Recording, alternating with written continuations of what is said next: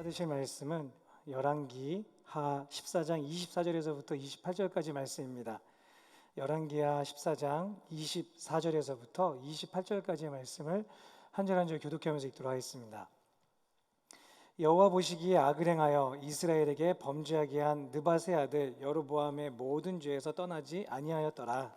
이스라엘의 하나님 여호와께서 그의 종 가드벨 아미떼의 아들 선지자 요나를 통하여 하신 말씀과 같이 여로보암이 이스라엘 영토를 회복하되 하맛 어귀에서부터 아라바 바다까지 하였으니 이는 여호와께서 이스라엘의 고난이 심하여 매인자도 없고 노인자도 없고 이스라엘을 도울 자도 없음을 보셨고 여호와께서 또 이스라엘의 이름을 천하에서 없이 하겠다고도 아니하였으므로 요아스의 아들 여로보암의 손으로 구원하심이었더라. 함께 읽습니다.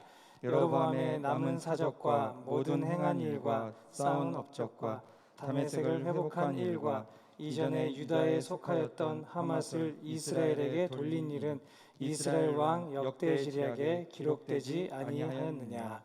아멘. 또 수요 예배 참여하신 여러분들, 또 유튜브로 여러분의 가정에서 예배 드리시는 걸 축복합니다. 오늘 수요일이니까요, 우리 숫자 들어가는 인사를 한번 해보려고 합니다. 옆에 뭐 두세 분이 계시면 서로 안으시면서 이렇게 얘기하시면 되고, 혼자 계신 분은 자기의 몸을 사랑하듯이 쓰다드시면서 우리 이렇게 인사 한번 해볼까요? 수고했어. 자, 시작. 수고했어. 예, 줌에 계신 분들, 가족분들끼리 서로 안아서 예, 수고했어. 예. 우리 사랑하는 성도님들, 오늘도 열심히 일하시느라고 또 코로나의 힘든 시간 속에서도 땀 흘리시고 여러분의 삶에서 영광 돌리는 삶 사시느라고 수고하셨습니다. 오늘 이 말씀도 잘 들으시고요, 저녁에 샤워 잘 하시고 평안히 주무시기를 저녁 인사까지 합니다. 오늘 설교의 제목은요, 착각입니다. 사랑하는 성도님들, 혹시 착각 해보신 적 있으십니까? 요 며칠 전에 좀 웃긴 얘기인데요, 제가 핸드폰을 챙겼어요. 근데 보니까 핸드폰이 다시 있더라고요. 그래서 핸드폰을 내가 안 챙겼구나. 그래서 다시 챙겨서 교회 왔는데 핸드폰 두 개가 제 주머니에 들어있더라고요. 보니까 아내 거랑 제 거 두 개를 갖고 와서 하루 종일 아내랑 연락이 안 됐던 기억이 납니다. 뭐 이런 사사로운 착각부터요, 제가 대학교 때 사실 좀 크게 했던 착각이 뭐가 있었냐면, 이제 대학교 마지막 학년 때 발표 수업을 했습니다.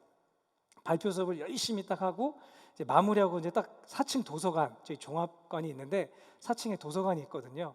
그래서 제 자리에 이제 딱 앉아가지고 이제 제 자리 갔어요. 가서 보니까 이렇게 음료수랑 메모장이 이렇게 있는 거예요. 딱 봤더니 선배님 오늘도 힘내세요, 화이팅.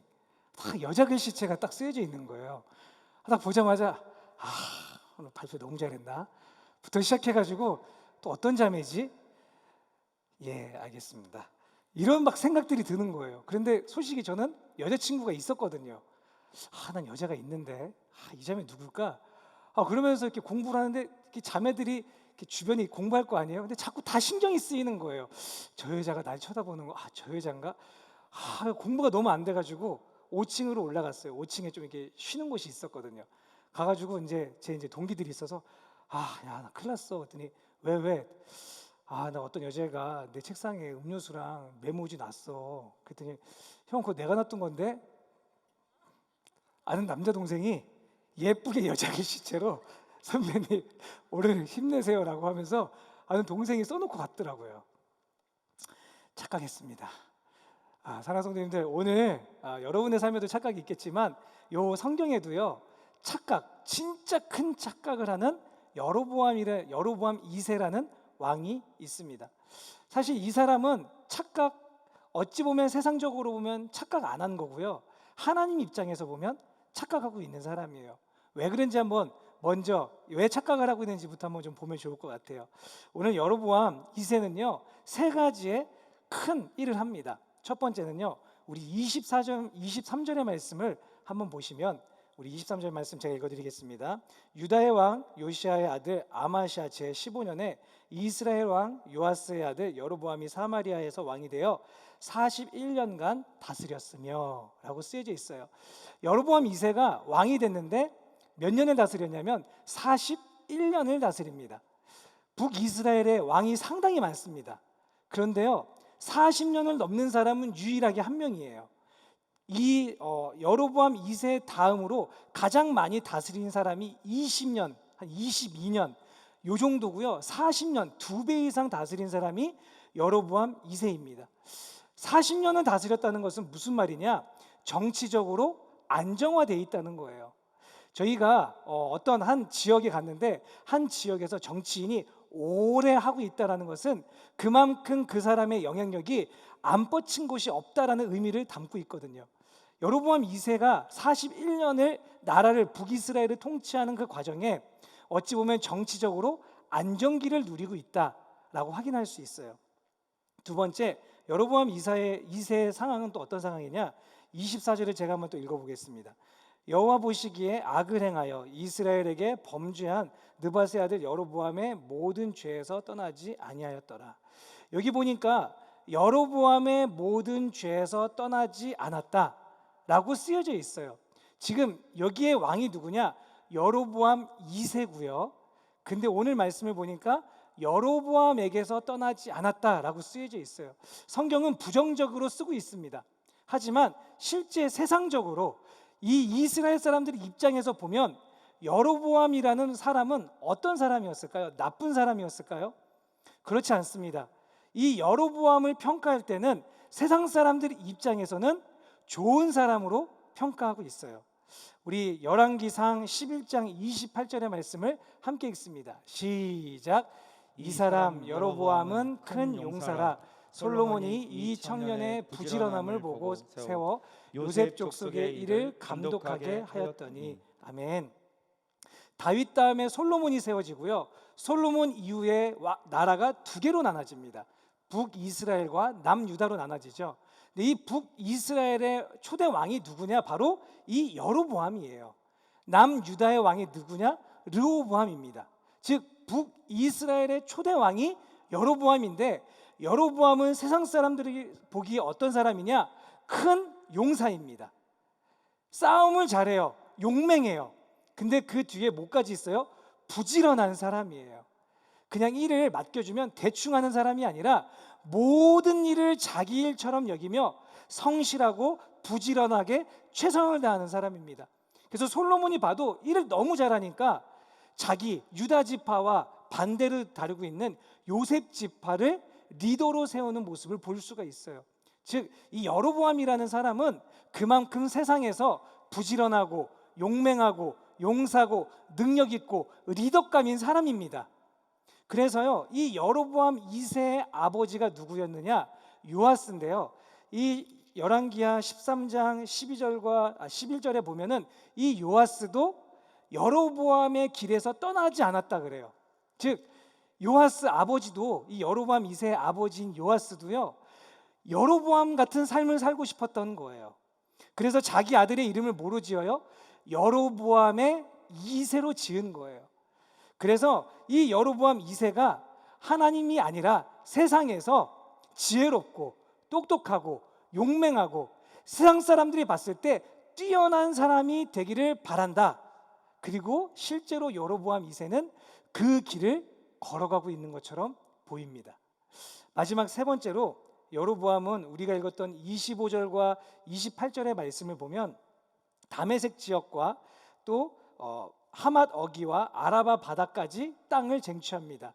이 땅들은요, 누가 정복했던 땅이냐? 다윗과 솔로몬이 다스렸던 땅이에요. 그런데 이 땅들이 아람에게 다 넘어갔어요. 전쟁을 못했거든요. 싸움을 못했거든요. 근데 이 큰 용맹한 여로보암 2세가 어떻게 해요? 그 다윗 시대, 솔로몬 시대의 모든 걸 누렸던 그 땅들을 다 회복을 합니다. 땅덩어리가 넓어졌어요. 그리고 이 땅이 다메섹이란 땅까지 회복이 됩니다. 다메섹은요, 수출하는 아주 중요한 장소였습니다.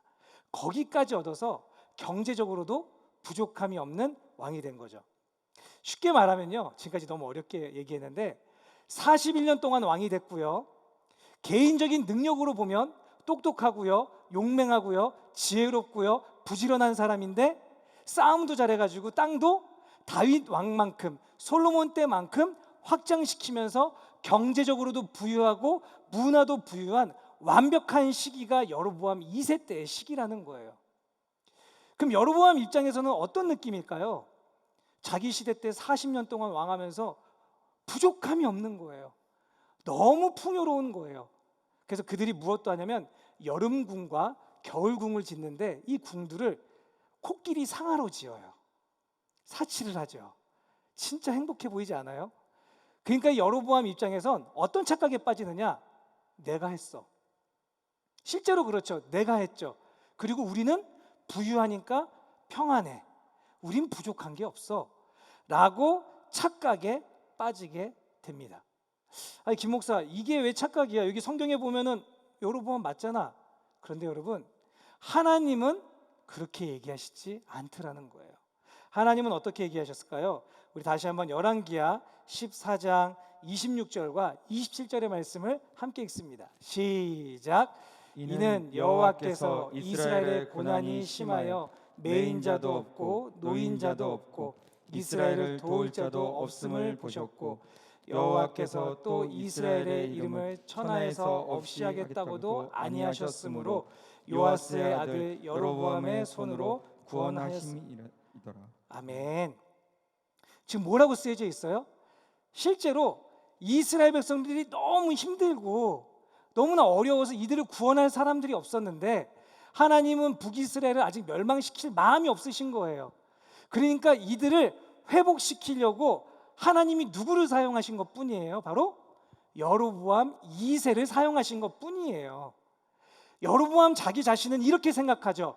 내가 능력이 있고 내가 놀라운 정치력이 있고 나에게 영안이 있고 나에게 수많은 달란트들이 있어서 이 나라가 이렇게도 부강하고 이렇게도 멋지게 세워졌어라고 생각하지만 실제로 하나님께서 여로보암을 평가하실 때 뭐라 그러냐? 야, 사실은 내가 이 북이스라엘을 멸망시키고 싶지 않아서 내가 사람을 찾다 보니까 그래도 네가 왕이니까 내가 그냥 너 해준 거다. 어때요? 여로보암이 착각을 하고 있는 건가요? 착각 안 하고 있는 건가요? 착각하고 있더라는 거죠. 하나님께서 모든 것을 만드시고 하나님께서 모든 것을 다 이끌어 가시고 있는데 사실은 이 여로보암 2세는 그것을 전혀 보지 못하고 있다라는 사실입니다.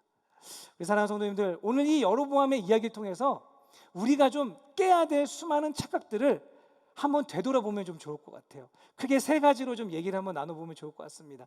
첫 번째요, 우리가 깨야 될 첫 번째 착각은 무엇이냐? 한번 따라 한번 해볼까요? 우리의 힘으로 하는 것이 아니다. 이거 다른 말로 표현하면 하나님께서 하셨다. 바로 이 말이에요. 이 여로보암의 2세의 인생을 다 들여다보면 다 자기가 멋지게 세운 것 같지만 실제로 하나님께서 보이지 않는 손으로 그의 삶의 모든 것을 역사하셨고 북이스라엘을 만들어 가시던 하나님의 은혜가 있던 거예요. 그럼 하나님이 왜 이렇게 만들으셨을까요? 바로 열왕기하 13장 23절의 말씀, 우리 한번 다 같이 한번 읽어볼까요? 시작. 여호와께서 아브라함과 이삭과 야곱과 더불어 세우신 언약 때문에 이스라엘에게 은혜를 베풀며 그들을 불쌍히 여기시며 돌보사 멸하기를 즐겨하지 아니하시고 이때까지 자기 앞에서 쫓아내지 아니하셨더라. 아멘. 바로 이 14장 앞에 13장에 뭐라고 얘기하시느냐? 하나님께서 아브라함과 이삭과 야곱과 언약하신 이 약속 때문에 북이스라엘을 멸망시키지 않고 그래도 살아갈 수 있는 은혜를 주셨다라는 거예요.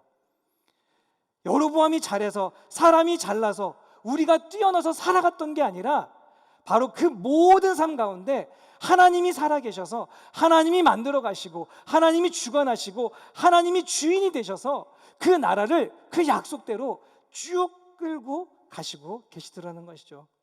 사랑하는 성도님들, 지금 성도님들의 삶은 어떠십니까? 우리가 하루하루 살아가면서 잘 될 때가 있습니다. 또 안 될 때가 있습니다. 근데 우리가 그때마다 생각해야 되는 것이 있어요. 무엇이냐? 그 모든 순간을 지금 누가 섭리하고 계신다? 하나님께서 섭리하고 계신다. 하나님의 최고의 지혜로, 하나님의 최고의 진리로, 하나님의 최고의 능력으로 지금 우리의 삶들을 하나하나 만들어가고 계시다는 거예요. 그러니까 우리에게 주어진 모든 상황 속에 잘 되면 우리가 해야 될 것은 무엇이에요? 겸손과 말씀에 대한 순종입니다. 잘 안 되면 하나님 앞에 나와 무릎 꿇며 그분의 은혜를 구하는 것, 그것이 우리가 하루하루 살아가면서 해야 될 일이라는 거죠. 우리 교회가 작년 9월 1일에 이곳에 들어왔을 때 참 많이 울면서 예배를 드렸습니다. 아마 많은 성도님들이 그러셨을 거예요. 그리고 이곳에 들어와서 예배를 드리면서 우리가 하나같이 한 얘기가 있습니다. 이 건축은 우리가 했다, 하나님이 하셨다? 하나님이 하셨다. 하나님이 시작하셨고 하나님이 만드셨고 하나님께서 이끌어 가셨다. 자, 그러면 지금 코로나 때문에 힘든 시기입니다. 그럼 이 교회를 누가 운영해 나가실까요? 앞으로 하나님이 하실 겁니다. 우리가 그거를 믿지 못한다면 우리는 조급함 속에, 두려움 속에, 걱정 속에 살 수밖에 없을 거예요. 착각하지 마십시오. 이 교회의 주인은 하나님이십니다. 하나님이 세워주셨습니다. 하나님이 이끌어주셨습니다. 하나님께서 사람들을 세워주셨고 하나님께서 수많은 사람들의 헌신을 통해서 이 교회가 만들어갈 수 있도록 만들어주신 거예요.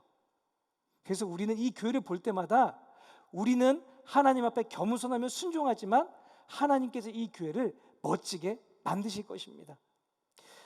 한국 교회가, 특별히 한국 교인들이 좋아하는 찬송가가 있습니다.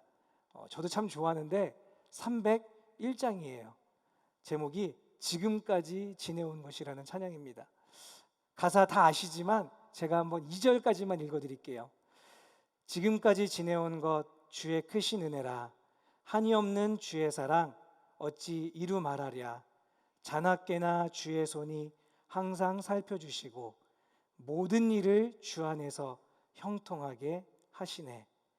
몸도 맘도 연약하나 세임받아 살았네.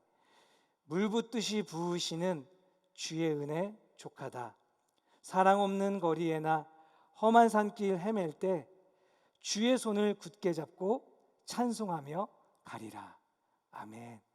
우리 사랑하는 성도님들, 지금까지 지내온 것 우리의 힘이 아니라 하나님께서 은혜 주셨고 인도해 주셔서 여기 있는 겁니다. 그럼 앞으로의 우리 인생도 하나님께서 지켜주실 겁니다. 하나님의 은혜로 하나님의 손을 붙잡고 찬송하며 이 힘든 시기를 한 걸음씩 걸어가는 우리 사랑하는 모든 성도님 되시기를 간절히 축복합니다. 두 번째, 우리가 깨야 할 착각이 무엇이냐? 이것도 한번 따라 한번 하실까요? 보이는 것이 전부가 아니다. 보이는 것이 전부가 아니다. 예, 우리가 두 번째 깨야 될 착각은 바로 보이는 것이 전부가 아닙니다.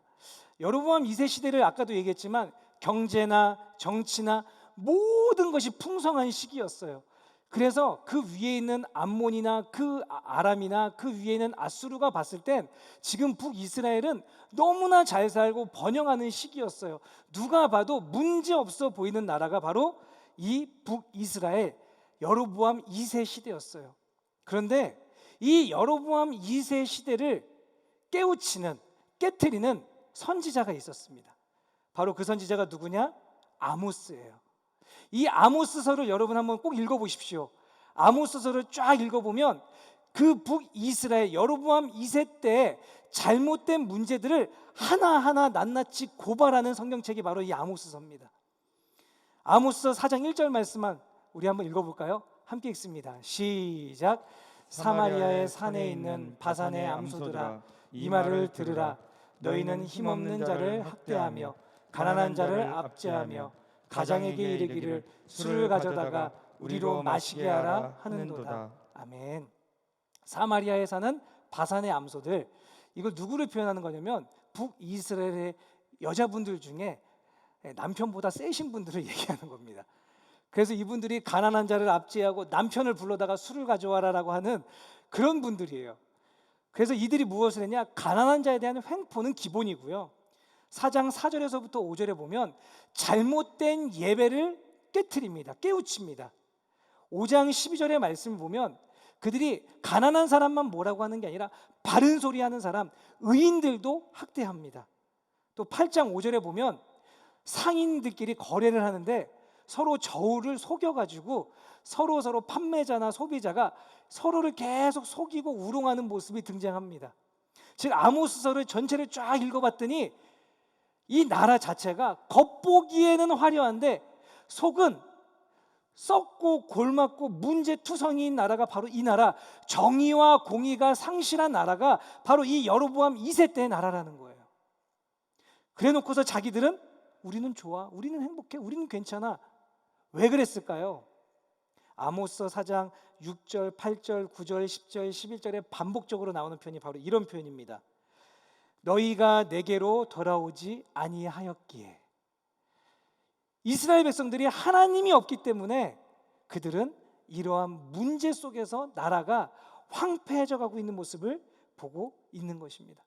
겉보기엔 너무 화려합니다. 하지만 속은 썩어 문드러졌다는 사실. 좋아 보인다고, 행복해 보인다고 사랑하는 성도님들 속지 마십시오. 좋은 차 탄다고, 좋은 집 산다고 좋은 사람 절대 아닙니다. 좋은 옷 입었다고, 얼굴이 잘생겼다고, 저 말고요, 잘생겼다고 그 사람들 속이 정상이 아닙니다. 건강해 보인다고 그 사람이 진짜 마음까지 건강한 사람이 절대 아닙니다. 겉보기에 속지 마십시오. 기독교가 가장 흥황했던 시기가 언제일까요? 바로 중세시대입니다. 313년에 콘스탄틴 대제가 로마의 장군이었다가 황제가 되면서 기독교를 공인을 합니다. 그래서 그 전까지 기독교가 핍박을 엄청 많이 받았어요. 박해를 너무 많이 받아서 그때 순교자들이 뭐 바울도 있고요, 베드로도 있고요. 근데 이 힘든 시기를 다 지난 다음에 기독교가 국교로 공인이 딱 됐어요. 그런 다음에 이제 중세 시대로 넘어갑니다.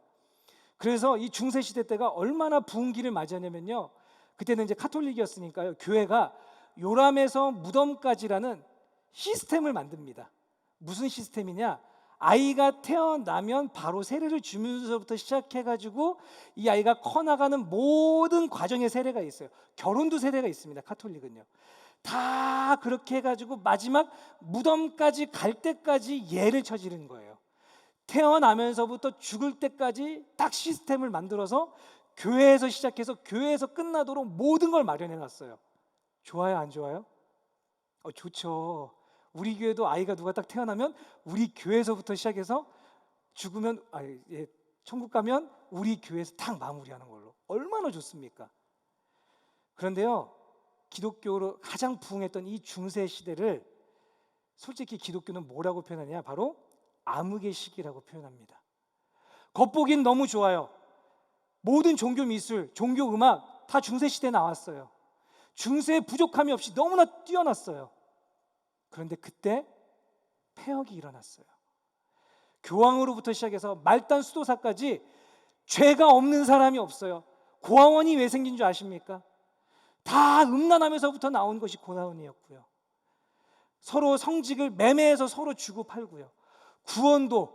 구원도 믿음으로 이루는 것이 아니라 돈 주고 살 수 있는 그것까지 만들어졌습니다. 가장 흥황할 수 있는 그 시기가 가장 타락한 시기가 됐다라는 거예요. 가장 좋아 보이는 그때가 가장 안 좋은 골문 시기가 된 겁니다. 또 반대가 될 수 있죠. 그럼 가장 안 좋은 시기가 어떤 시기가 될까요? 가장 빛나는 시기가 될 수 있습니다. 그래서 이 중세시대 때는 가장 암흑기였지만 동시에 이 암흑기를 헤쳐나갈 수 있는 방법으로 수도원 운동이 일어나요. 그래서 개인의 경건과 월요일부터 토요일까지 매일의 삶의 예배를 살아내기 위한 수도원 운동이 일어나요.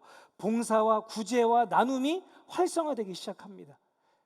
어두워지니까 다른 곳에 빛이 다시 일어나기 시작한다는 것이죠. 성도님들, 현재 우리나라, 우리 한국교회가 코로나로 인해서 빛이 보입니까? 어둠이 보입니까? 솔직히 어둠이 지금 더 많습니다. 그런데 어둠이 있다고 해서 무너질 거라고 생각하십니까? 저는 그렇게 생각하지 않습니다. 오히려 이 힘든 시기에 분명히 하나님께서는 더 크고 놀라운 일들을 만들어 가실 것입니다. 그래서 우리가 해야 되는 것은 무엇이냐? 이 순간에 하나님이 우리에게 무엇을 말씀하실까를 귀 기울여 들으며 아모스가 외쳤던 내게로 돌아와라, 내게로 돌아오라는 그 음성을 들으며 이 어려운 시기에 하나님에게로 더 가는 우리가 되기를 간절히 소망합니다. 마지막 세 번째로 우리가 깨야 되는 마지막 착각은 무엇이냐? 한번 따라 한번 해볼까요? 착각의 끝은 파멸이다. 성도님들, 이 착각을 깨트리지 않고 그냥 괜찮아, 이것도 이룰 수 있는 거야, 좋아, 아니야, 우린 지금 행복한 거야, 우리는 멋있어, 버티고 있어, 이렇게 가다간 그 결국의 끝이 무엇으로 돌아오느냐? 바로 파멸로 돌아온다는 거예요. 여로보암 2세는 이렇게 해서 결국 마지막에 죽음을 당합니다. 죽습니다. 그런데요, 이제 그 다음 시대 15장, 다음 주 얘기가 나오겠지만 이 뒤에가 참 재미있어요. 이 다음서부터요, 왕들이 힘을 못 써요. 30년 만에 나라가 망합니다. 그리고 이 바로 여로보암의 그 다음 승계를 이은 그 다음 왕은 6개월 만에 죽습니다. 반역으로요. 이 이스라엘이 망하기까지 이 여로보암 2세 다음에 6명의 왕이 있는데요, 이 6명의 왕이 자연사에서 죽은 사람은 한 명밖에 없고요, 나머지 5명은 다 반역으로 죽습니다. 이게 무엇을 상징하는 걸까요? 이 여로보암 2세가 자기 뜻대로, 자기의 멋대로, 자기의 힘으로 착각하여서 그렇게 나름대로 열심히 살아갔는데 하나님은 그걸 싫어하셨던 거예요. 그래서 여로보암 2세의 가문을 멸하시는 것을 시작으로 해서 이 나라를 30년 만에 물리치시는데, 내부적으로 서로가 서로 싸우게 하는 모습들 뿐만 아니라 외부적으로는 앗수르를 일으키셔서 북이스라엘을 물리치시는 모습까지 다가오게 되는 겁니다. 이건 역사적으로 나와 있더라고요. 성도님들, 우리의 신앙이 좋다라고 착각하시면 그것이 파멸로 이룰 수 있습니다. 오히려 우리가 우리의 삶을 되돌아보며 그렇구나, 지금은 하나님의 은혜를 구할 때구나, 내 삶에 하나님의 역사하심에 그 은혜가 아니면 내가 살아갈 수가 없구나, 주님께로 돌아가자, 주님의 그 인도하심으로 내가 살아가자라고 우리가 빠르게 우리를 전환하지 않으면 결국 우리의 신앙은 파멸로 갈 수밖에 없다고 여로보암 2세는 가르쳐주고 있습니다. 말씀을 정리하겠습니다. 사랑하는 성도님들, 하루하루 살아가실 때마다 우리의 삶의 모든 것에 내가 하고 있는 것이 아니라 하나님이 하고 계시다는 사실을 꼭 기억하시기를 소망합니다. 착각하지 마십시오. 여러분의 인생은 하나님 겁니다. 하나님이 만들어 가십니다. 그리고 또 두 번째, 다 보기 좋다고 해서 진짜 좋은 게 절대 아닙니다. 안 좋은 것이 오히려 더 좋은 것을 만들어낼 수 있습니다. 사랑하는 성도님들의 가정에 지금 어려움이 있으십니까? 좌절하지 마십시오. 포기하지 마십시오. 하나님은 여러분을 단 한 번도 포기하신 적 없습니다. 지금도 만들어가고 계세요. 그러니까 지금 힘든 순간 속에서 오히려 하나님께로 더 돌아가서 우리가 우리의 착각을 깨트리고 파멸이 아니라 하나님께서 주시는 회복의 은혜를 누리시는 우리 사랑하는 모든 성도 되시기를 간절히 축복합니다.